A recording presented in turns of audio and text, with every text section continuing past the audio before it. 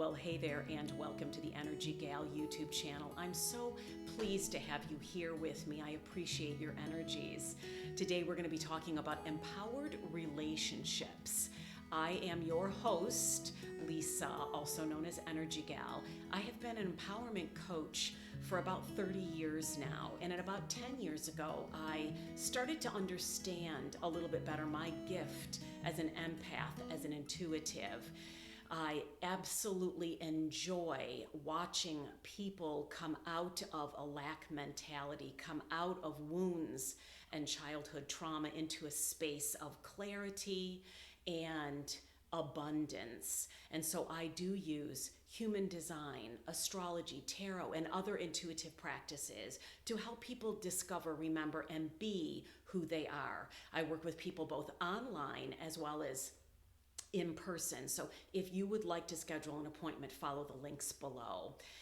In the meantime, today we are on our very first episode of a new playlist called Empowered Relationships. I hope that it is something that is of use and encouragement and clarity to you on your journey. So let's dig into today's episode. So I would like to start by talking about the three areas of relationship that we will be focusing on, not only in this video, but in all the videos to follow. So here are the three areas of relationship. Number one, relationship with self. Number two, relationship with others. And number three, relationship with God. Now, before any of you start having a difficult time with the name God, please understand it is the God of your understanding, and you can call that whatever you would like. It is source, light, love. Hang with me when we get to that talk, that aspect of the talk. We'll unpack just a little bit more clearly what I mean by God. It's not a religious God. It is something else entirely. So let's kind of back it up. What happens is that there is a breakdown in a connection with yourself, a breakdown in connection with others, a breakdown in connection with source of love, God, creator. There's a breakdown in the communication. There is a disconnect. And in that space, we start to see an interface with the world, with ourselves, with this higher essence in a different way, out of our wounds, out of a wrong way of thinking, out of lack, out of fear. See, anything that is not rooted and established in love, which is the only truth, then becomes fear. And so we operate out of fear in our relationship with ourselves, in our relationship with others, in our relationship with Source. So what we're going to be talking about here is coming back into the only true relationship that there is, which is based in love. Marianne Williamson says, we aren't so much afraid of our darkness as much as we are afraid of our light. We are powerful beyond measure, she says, powerful beyond measure, and yet we squelch ourselves. We hide our light under a bushel because we are so afraid of either our own power or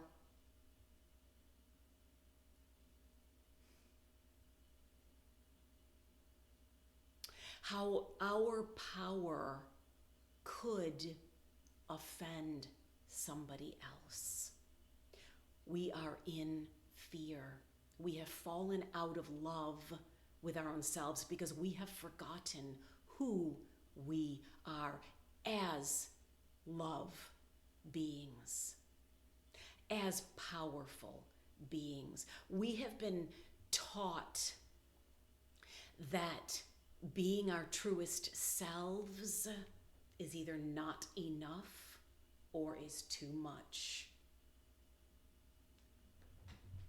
Brene Brown says, owning our story and loving ourselves through that process is the bravest thing we'll ever do. Do you know that each and every one of us was created as love as courageous beings, and we have forgotten our boldness, our braveness. And it comes across as counterfeit. Either we come in like a bull in a china shop, wrecking and wreaking havoc all around us and calling it, it's my right.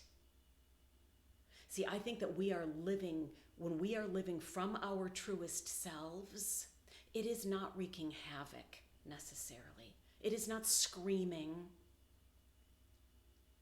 When we are walking in our own truest energies of power, that's compassion. That's our truest self. Compassion, love, encouragement, miracles. That's our truest self. And when we walk in that truest self, sure, we may offend others, but we are not hurting others. Here's the truth. When you are not in love with yourself, you will put that onus of loving yourself upon your other people in your life. When you do not approve of yourself, you will look for approval in others. You will look to others for that approval that you need to be looking for in your own self. Here's freedom. When you approve of yourself, you do not need anybody else to approve of you. You allow others freedom to receive you any way they choose. You don't need what they have to offer because you are complete and whole unto yourself. Now, we'll get to why it is that we do need each other. But what you don't need other people for is to approve of you. What you don't need other people for is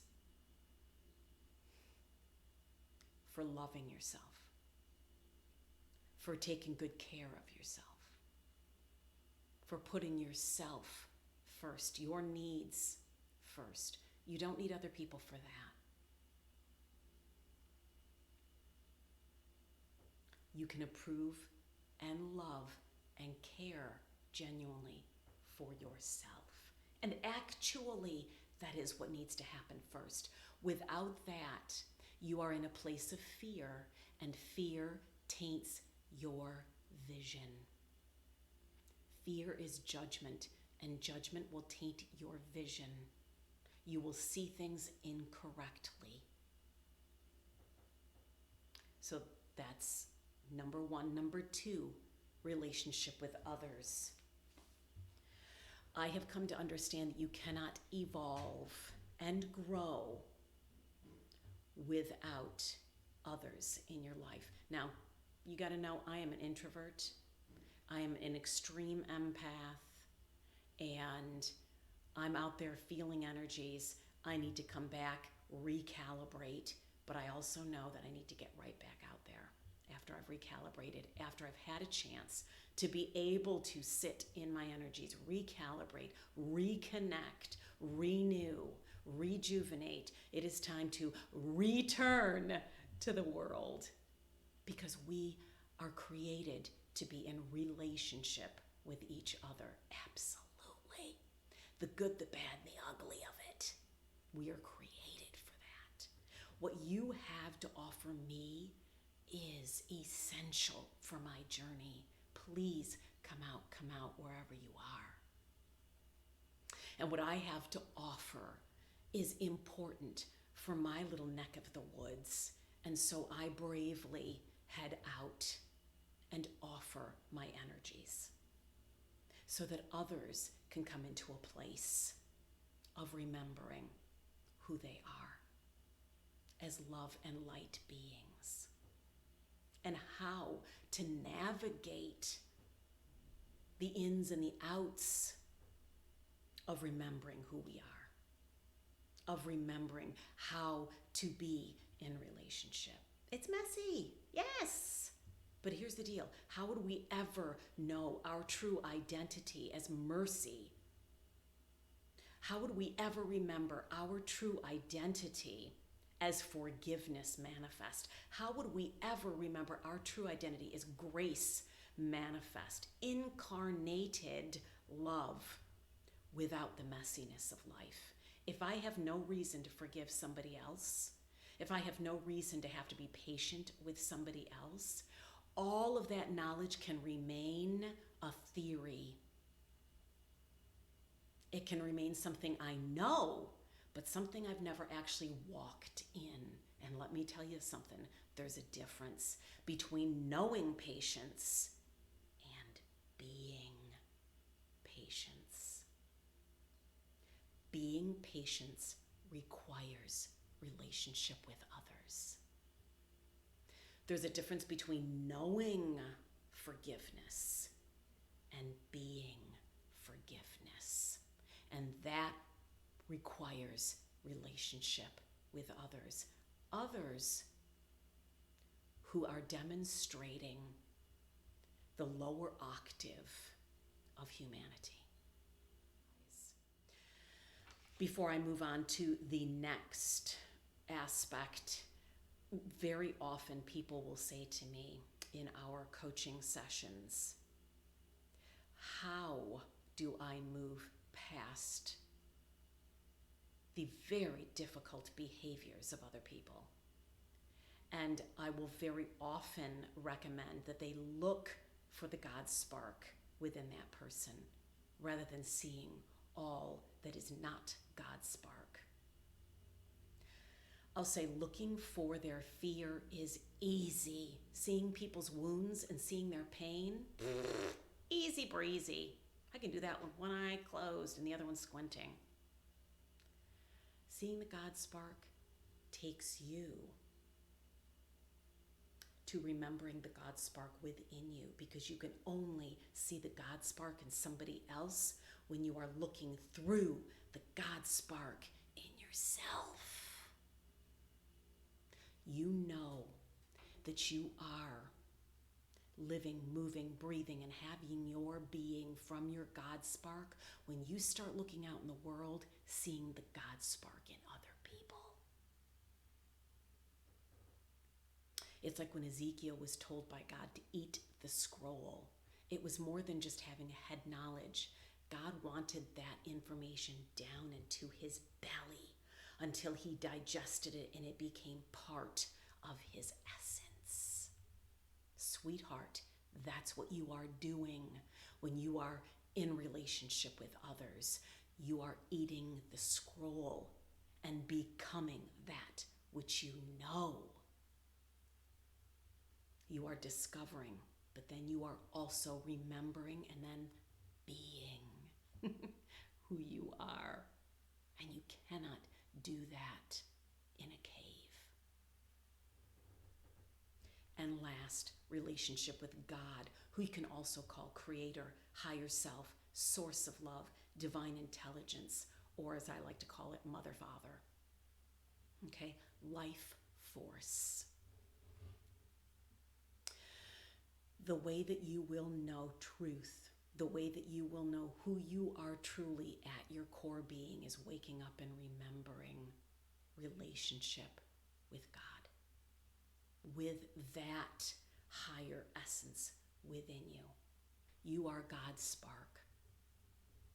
You are God's spark. You are divine intelligence. You are that goo that binds and bonds all of us together as one. We think we're separate beings. Nope. We are all one. That's why when somebody else is doing well, you are doing well.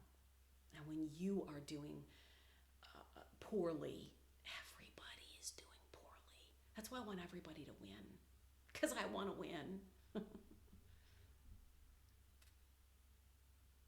I think that's why I just don't have any competition in me. I just don't. I just don't see it. I don't feel it. It's like it's some kind of thing missing in me. I want us all to do well. The power that you are is immeasurable. If you awake and remember who you are as love, all the fear falls away.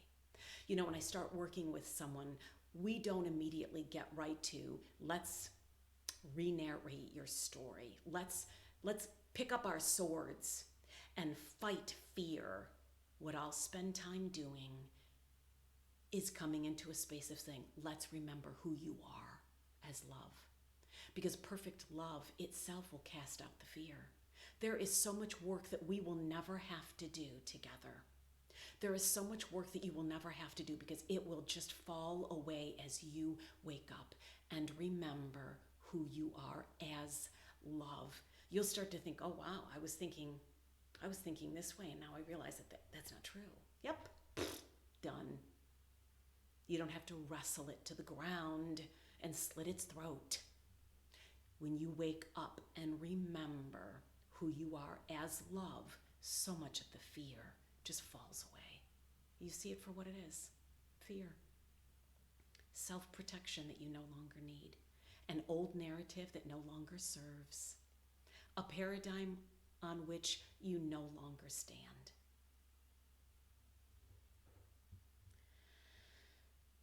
And then I want to end by saying this is my own little soapbox. There are two systems that try to control you in a space of fear. The government and religion. You are easily controlled by fear through government and religion if you're not aware that is what is happening. The world's systems are designed to keep you afraid and easy to manage. The world's systems of religion and government are designed to keep you reliant upon them and forgetful of your individuation potential, forgetful of your individual power as love. See, our current energies are awakening. The divine feminine is rising to meet that beautiful divine masculine. The yin and the yang are balancing as one. We are recalibrating our energies, raising in our awareness, rising vibrations, coming into fifth dimensional living. And you know what that is? That is unconditional love. Hear what I'm saying, love without condition. If you love somebody with conditions, I'll only love you if, then that's not love. Call it something else, call it extreme like, but it is not love.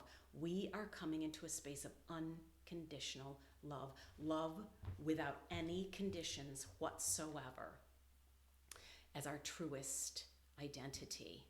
It's pretty radical what we are in the midst of doing. And in that space, shame and guilt have no place. Criticizing has no place.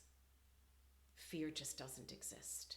And that's what we are in for the next few years. It's rocky ground, both in the fact that it is difficult to walk on with our feet, so there's work involved. It's not level, but it's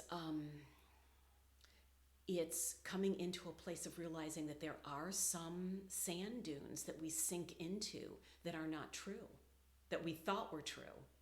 And so we're coming through to a place of we want to have our feet set on the solid ground of truth, which is love.